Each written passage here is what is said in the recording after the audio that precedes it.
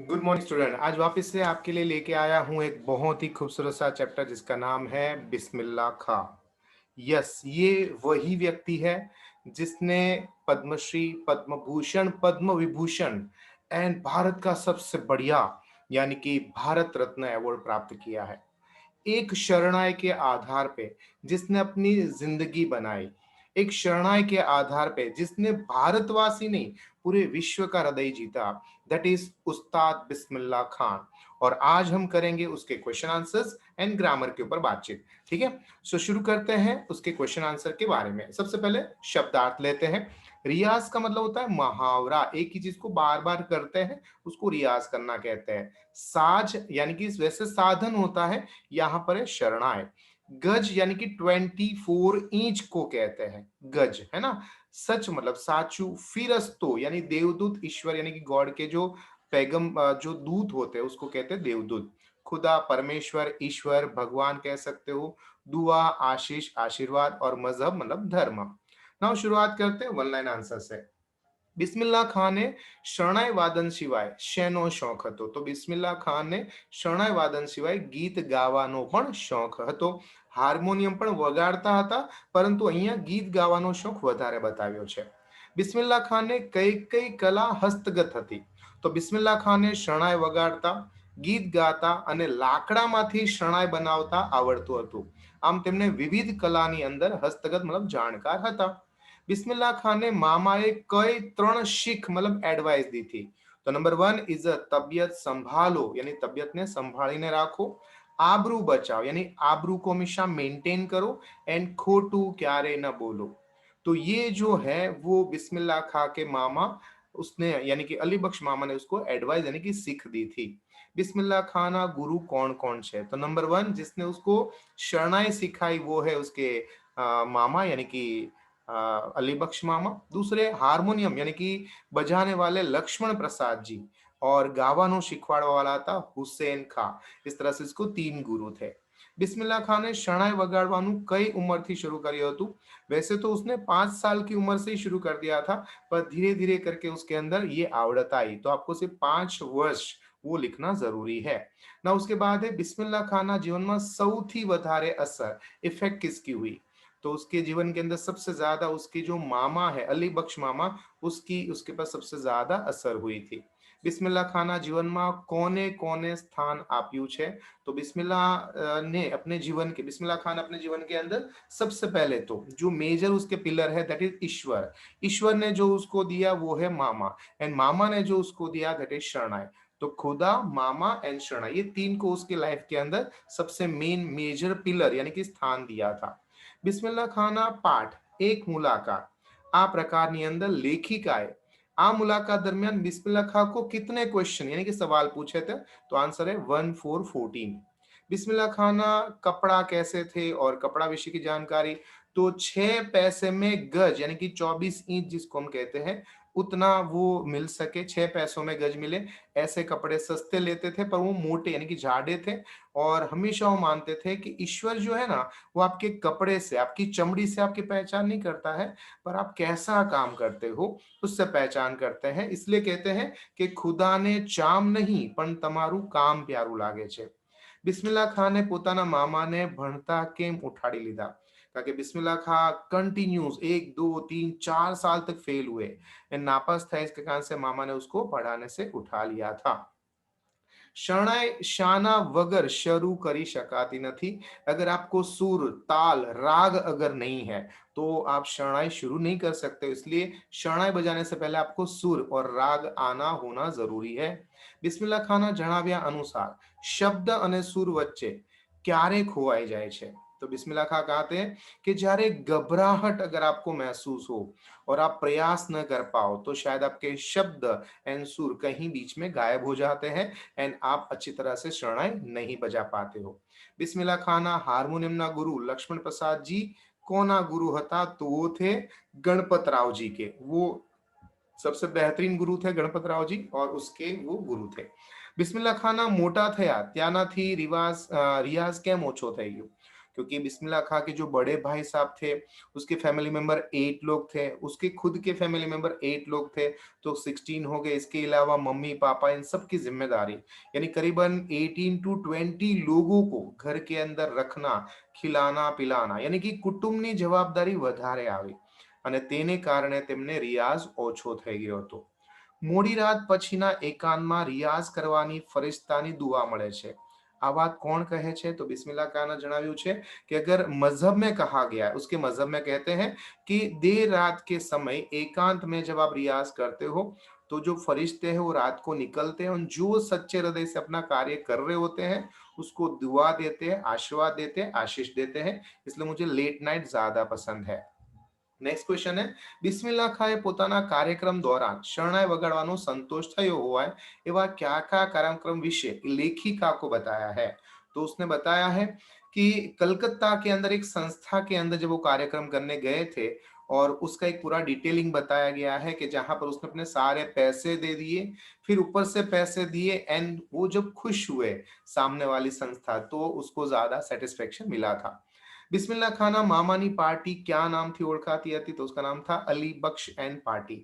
बिस्मिल्लाह खान ने रियाज करवाનું ક્યારે ફાવતું હતું? तो बिस्मिल्लाह खान ने जो गंगा नदी के किनारे बालाजी मंदिर था और उसके सामने जो निगार खाना था वहां पर बैठ के हमेशा रियाज करना उसको बहुत अच्छा लगता था.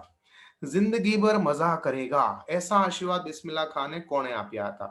તો એક રાતે જ્યારે યવન કલ્યાણ ગાતા હતા અને બિસ્મિલ્લાહ ખાન વગાડી રહ્યા હતા ત્યારે એક લાંબો ઊંચો ફકીર એને જોવા મળ્યો. તે માણસ તેનું રાગ સાંભળી રહ્યો હતો અને આ માણસે બિસ્મિલ્લાહ ખાને આશીર્વાદ આપતા કીધું હતું કે જા બેટા જિંદગી ભર મજા કરેગા. તો ये उसने आशीर्वाद दिया था. બિસ્મિલ્લાહ ખાને પોતાની શરણાઈ શેમાંથી બનાવતા હતા અને શા માટે? तो बिस्मिल्लाह खां પોતાની શરણાઈ સાગના લાકડામાંથી बनाते थे क्योंकि साग का जो लाकड़ा होता है उसका सुर एकदम रसदार होता है जबकि शीशम का कड़क होता है ना. उसके बाद है બિસ્મિલ્લાહ ખાના પૂર્વજો કેટલા વર્ષોથી બનાरसમાં આવીને રહે છે? दैट इज 250 यानी कि 250 सालों से बनारस में रहते हैं. બિસ્મિલ્લાહ ખાએ સૌ પ્રથમ કોના સામે શરણાઈ વાદનનો કાર્યક્રમ કર્યો હતો? तो उसमें आएगा सबसे पहले 1930 के अंदर इलाहाबाद के अंदर जाहिर कार्यक्रम के दौरान संगीत परिषद हुई थी तो वहां पर ये कार्यक्रम हुआ था. एंड બિસ્મિલ્લાહ ખાને પોતાની શરણાઈ વાદન બદલ શું શું મળ્યું હતું? तो उसमें लिखा है 1956 के अंदर राष्ट्रपति चंद्रक मिला था. इसके अलावा बहुत सारे चंद्रक है, राजा महाराजा की ओर से शाल है, पोशाक है, सोने के बड़े बड़े कंठे एंड कड़ा है. तो ये बहुत सारी चीज उसको प्राप्त हुई थी. जो आगे का जो मैंने आपको बताया शुरुआत में कि पद्मश्री, पद्म भूषण, पद्म विभूषण एंड भारत रत्न, वो हमारे चैप्टर में नहीं है, सो उसका आप मत लिखिएगा. ठीक है.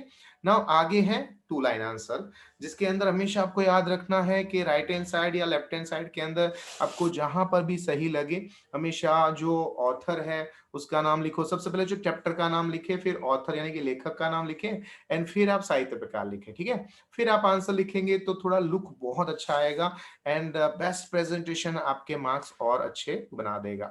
तो क्वेश्चन है મામાએ બાળક બિસ્મિલ્લાહ ખાને શા માટે ખૂબ માર્યો અને પછી કોણસી શિખામણ મતલબ એડવાઇસ दी? तो आंसर है कि જ્યારે મામાએ ખબર પડી કે બિસ્મિલ્લાહ ખાં ઘરેથી નીકળી અને શાળાએ જતા નથી, આમ તેમ ફરતા રહે અને તેથી એના મામાને ખૂબ ગુસ્સો આવ્યો. તેણે ખૂબ માર્યો અને તેની સાથે શિખામણ મતલબ એડવાઇસ दी કે ક્યારેય ખોટું ના બોલો, તબિયત સંભાળો અને ઇજ્જત બચાવો. ये 3 उपदेश मामा ने बिस्मिल्लाह खां को दिया था. नेक्स्ट क्वेश्चन है લાગણી વશ બિસ્મિલ્લાહ ખાએ મામાના સુર વિશે કઈ શિખામણ યાદ આવે છે? तो लेखिकाના सवाल के दौरान बिस्मिल्लाह खान ने શાળાની અંદર જુઠ્ઠાણાનો બનાવ એના सतत 4 बार फेल होने के बाद શાળામાંથી उठा लेने के बाद ये जब उसको याद आती है तो कुछ ज्यादा ही सेंसिटिव यानी कि लागनीशील हो जाते हैं और फिर मामा ने ये तर्ण शिखामण को स्वगत अपने आप से बोलते हुए कहते हैं कि सच्ची में मेरे मामा एक फकीर હતા. મામા કહેતા સૂર લેવા હોય ને બેટા તો સાચું બોલો. મામા માનતા હતા કે સાચું બોલીએ तो सुर साचा निकले અને સાચું બોલનારને દરેક કામમાં सफलता મળે. तो इस समय पे हमेशा उसको थोड़े लागणीवश हो जाते थे, ऐसा बताया गया है. नेक्स्ट क्वेश्चन है अन्य वाजिंत्रो यानी कि म्यूजिकल इंस्ट्रूमेंट की कंपैरिजन में બિસ્મિલ્લાહ ખાની શરણાઈ કેવી ગણાવે છે? तो बिस्मिल्लाह खां जी कहते हैं કે શરણાઈ બીજા વાજિંત્રો જેટલી સહેલી નથી. પોતાના અભિપ્રાય માટેનું કારણ તેઓ જણાવે છે કે એની અંદર દમ ઘૂંટવો પડે છે. છાતીના यानी कि लंग्स के जो पार्टिए हैं वो लंग्स मतलब प्रॉब्लमेटिक हो जाते हैं, બેસી જાય છે, પાટિયા ભીસાઈ જાય છે અને જોર આપવું પડે છે. ફેફસા यानी लंग्सમાં बहुत ही कसरत एक्सरसाइज करनी पड़ती है और उसके कारण से रियाज भी करना पड़ता है, बीच बीच में आराम भी करना पड़ता है. थोड़ो समय आराम करोगे फिर रियाज करोगे तो इसके लिए मामा ने कहा है कि अर्धो समय आराम પછી रियाज चालू રાખવાનો. इससे क्या होती है आपको तकलीफ नहीं होगी और लंबे समय तक आप शरणाई वादन कर सकते हो और ये परंपरा में फॉलो करनी चाहिए थी. બિસ્મિલ્લાહ ખાને પોતાના મઝહબ यानी कि धर्मમાં रियाज विषयની कई बाबत जણાવી છે. तो बिस्मिल्लाह खां जी कहते हैं कि उसके मजहब में बताया कि रात के समय खुदा के जो फरिश्ते होते हैं, देवदूत होते हैं, वो सोते हुए लोगों को देखने आते हैं. एंड फरिश्ता फरता फरता देखते हैं कि जो जाग रहा है, मोड़ी देर तक रियाज कर रहा है, तो उसके ऊपर उसका आशीर्वाद मतलब ब्लेसिंग उतरते हैं. तो इसके कारण से उसके मजहब के हिसाब से वो लेट नाइट को एकांत में बैठ के रियाज करते थे ताकि फरिश्ता लोगों की दुआ उसको प्राप्त हो सके. ठीक है. नाउ नेक्स्ट है બિસ્મિલ્લાહ ખાને કલકત્તાની કઈ સંસ્થાના કાર્યક્રમ વિશે વાત કરી છે ટૂંકમાં જણાવો. तो इसमें लिखा है कि कलकत्ता ने एक संस्था एमना फाड़ा माटे मतलब कलेक्शन के हिसाब से बिस्मिल्लाह खां को एक कार्यक्रम के लिए बुलाए गए. उसके पास बिस्मिल्लाह खां को देने के लिए पैसे नहीं थे અને કાર્યક્રમમાં જે આવક મતલબ જો ઇન્કમ હોગી તેમાંથી અડધા પૈસા બિસ્મિલ્લાહ ખાને આપવાની શરતે કાર્યક્રમમાં આયોજન થયું. कार्यक्रम सारो थयो पर परिणामे कार्यक्रम की इतनी सारी इनकम को देखकर कार्यक्रम ने आयोजक जो थे उन लोगों का फेस थोड़ा चेंज हो गया, उसको थोड़े सेल्फिश हुए और उसको लगा इतनी सारी रकम बिस्मिल्लाह खां जी ले जाएंगे. तो बिस्मिल्लाह खां ने क्या किया कि उसका फेस देखकर जो शर्त रखी थी कि आधे पैसे आपके आधे पैसे मेरे, उसमें से आधे पैसे दे दिए. तो थोड़े तो खुश हुए और उसके ऊपर से 100 रुपए दिए. तो आयोजक और खुश हुआ. तो बिस्मिल्लाह खां को लगा अगर इतनी खुशी 100 रुपए से मिलती है तो सारा का सारा देना चाहिए. तो उसने सारा पैसा दे दिया और ऊपर से 11 रुपए भी दिए. तो इस तरह से कभी कभी बिस्मिल्लाह खां जी कहते हैं कि मैं अपने लिए नहीं पर अपने अंदर की खुशी के लिए, सामने वाले की खुशी के लिए मैं कभी कभी ये करता हूँ. बिस्मिल्लाह खां પોતાને સાજ સાધન यानी कि शरणाई की कौन कौन सी विशेषता बताई ये बताइए. तो बिस्मिल्लाह खां પોતાની સાજની विशेषता बताते हैं कि साज जो है वो जाते बनाते थे. साज को जीवनी तरह बच्चे की तरह केयर करते थे. जो वादक है उसमें एक रस्म है कि एक साज यानी कि शरणाई दूसरा जो शरणाई वादक को भी नहीं बजाता है. बहुत सारे शीशम के और साग में से बनाते हैं पर हमारे बिस्मिल्लाह खां जी हमेशा साग में से बनाते थे क्योंकि सागना लाकड़ा माथी जे सूर निकलते हैं वो बहुत ही रसदार होते हैं इसलिए. नेक्स्ट क्वेश्चन है बिस्मिल्लाह खां तेना दादा અને તેની તંદુરસ્તી વિશે क्या कहते हैं. तो बिस्मिल्लाह खां जी कहते हैं कि हम तो पंजाब से आए थे और 250 इयर्स से हम यहाँ पर बनारस में रहते हैं. 75 उम्र में 2 माइल तक वो चल सकते थे. दादा उसके बहुत ही मजबूत दांत थे, वो लोहा भी चबा सकते थे एंड हर रोज सुबह चलते थे, कच्चे चने खाते थे गुड़ के साथ और उसकी आंख भी बहुत ही अच्छी थी. ठीक है ना. उसके बाद है लॉन्ग आंसर. देखो लॉन्ग आंसर के अंदर एक बात याद रखो, आपको ये तो गारंटेड पूछा ही जाएगा कि आपके हिसाब से बताओ कि बिस्मिल्लाह खां का कोई भी यादगार प्रसंग हमें डिस्क्राइब करो. आप कोई भी ले सकते हो, उसको डिस्क्राइब कर सकते हो. पर जैसे मैंने पहले भी आपको बताया था कि जब भी आप लॉन्ग आंसर लिखो उसको 3 पार्ट में जरूर डिवाइड करिए. 3 पार्ट्स मतलब क्या होता है. फर्स्ट होता है दैट इज इंट्रोडक्शन पार्ट.